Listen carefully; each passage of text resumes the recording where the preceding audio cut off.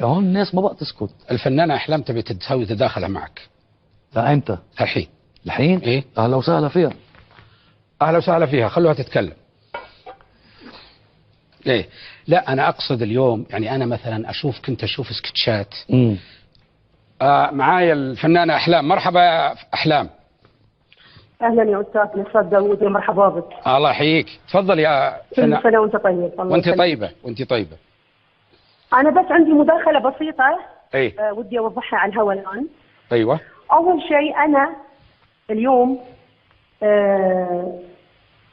اول شيء ابي اشكر محبتك لي واشكر محبه كل الناس اللي اليوم على تويتر.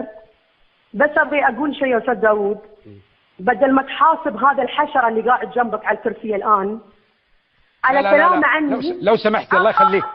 لا ها لا انا مسؤوله عن كلامي. بخالف بس عن كلامي استاذ داوود. انا ضيفي لازم لا اهلا.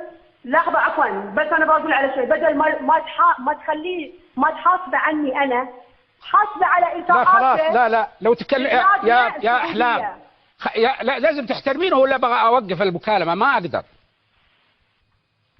اسف انا اسف. يعني كنت اشوف